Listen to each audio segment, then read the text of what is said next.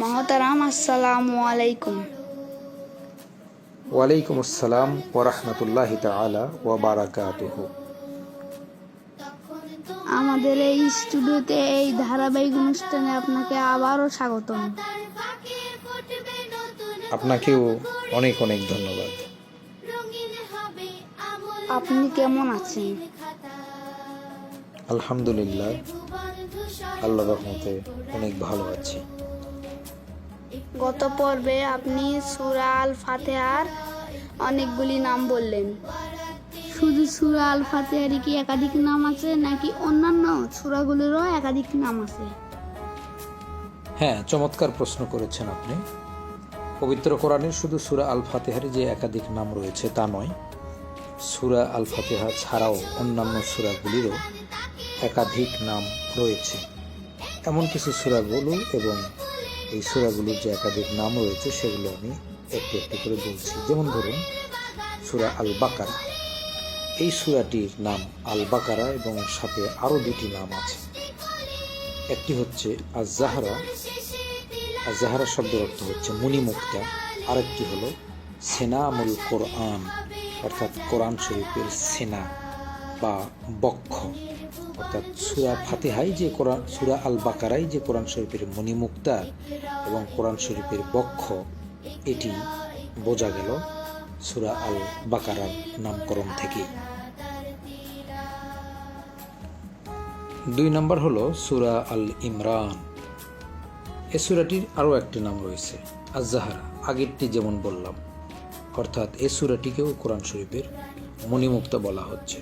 অর্থাৎ দুটি সূরা একত্রে, সূরা আল বাকারা এবং সূরা আল ইমরান, দুটি সূরাকেই পবিত্র কোরআনের মণিমুক্তা বলা হচ্ছে।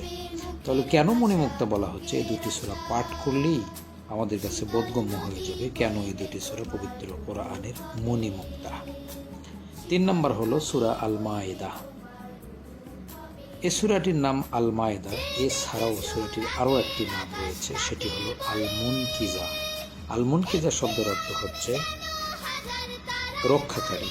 অর্থাৎ এই সূরাটি পাঠ করলে বিভিন্ন রকমের শাস্তি থেকে, আল্লাহ প্রদত্ত শাস্তি থেকে এই সূরাটি আমাদের রক্ষা কবচ হিসাবে কাজ করবে।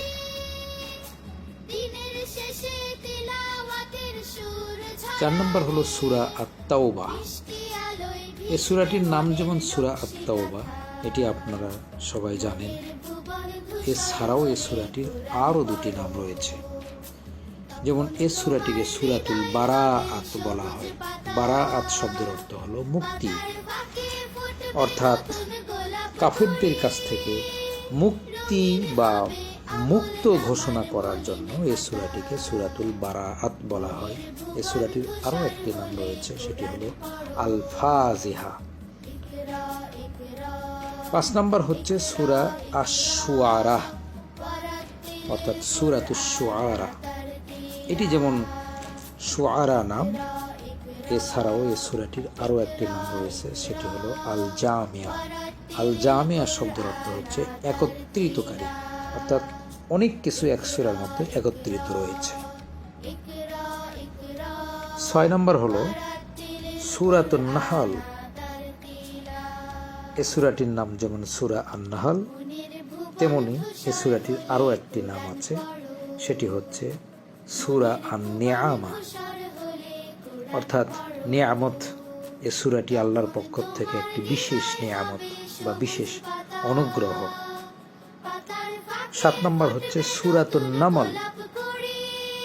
বুঝতে ভুল করবেন না, উপরেরটা হচ্ছে আগে যেটি বলেছি সেটির নাম হচ্ছে সূরাতুন নাহল, আর বর্তমান যেটি সেটি হচ্ছে সূরাতুন নামল। এই সূরাটির নাম যেমন সূরা আন-নামল, অনুরূপ এই সূরাটির আরও একটি নাম রয়েছে। অর্থাৎ এই সূরাটির আরও একটি নাম হলো সূরা সুলাইমান। যেহেতু হযরত সুলাইমান আলাইহিস সালাম এবং বিলকিস রানীর কাহিনী এই সূরাতে বর্ণনা করা হয়েছে, তাই এই সূরাটিকে সূরাতুস সুলাইমান।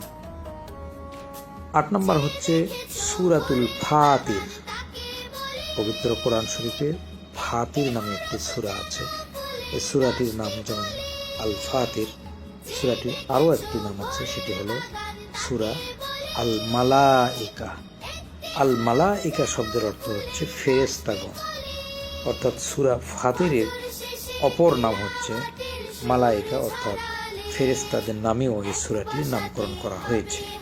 9 নম্বর হচ্ছে সূরাতুল ইয়াসিন।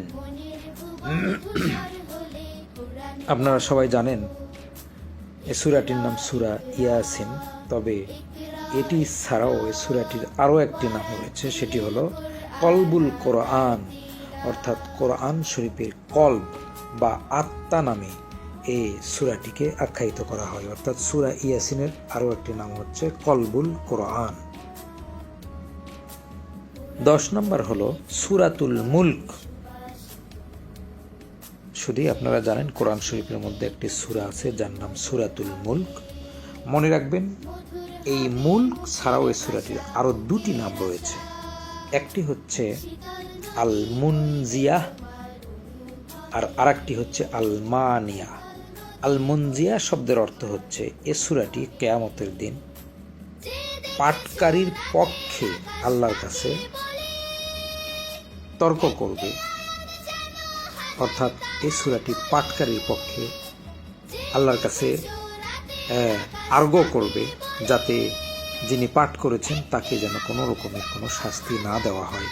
আরেকটি নাম হচ্ছে আল মানিয়া, অর্থাৎ কবরে যখন মানুষকে মৃত্যুর পরে রাখা হবে তখন সূরা আল মুলক কবরের চতুর্দিক থেকে শাস্তিকে বাধা দান করবে, এটির নাম হচ্ছে আল মানিয়া। 11 নম্বর হচ্ছে সূরা আর রহমান। আমরা সবাই জানি পবিত্র কোরআন শরীফে একটি সূরা আছে যার নাম আর রহমান, তবে আর রহমান ছাড়াও এই সূরাটির আরও একটি নাম আছে, সেটি হলো উরুসুল কোরআন, অর্থাৎ পবিত্র কোরআনের তাজ, পবিত্র কোরআনের অলংকার। সূরা আর রহমানকে পবিত্র কোরআনের তাজও বলা হয়, পবিত্র কোরআনের অলংকার বলা হয়। তাই সূরা আর রহমানের আরও একটি নাম হচ্ছে উরুসুল কোরআন। মহতারাম, আজকে আমরা আপনার মাধ্যমে আরো অনেক তথ্য জানলাম। আজ আর আমাদের হাতে সময় নেই। আপনাকে অনেক অনেক ধন্যবাদ। কথা হবে পরবর্তী পর্বে। আপনাকেও অনেক অনেক ধন্যবাদ এবং আপনার এই সুন্দর উদ্যোগটির জন্য আল্লাহ আপনাকে উত্তম প্রতিদান দান করুক। একই সাথে যারা এই পর্বগুলি শুনছেন তাদেরকেও অসংখ্য ধন্যবাদ জানাচ্ছি। আল্লাহ আমাদের সবাইকে কবুল করুক, আমিন।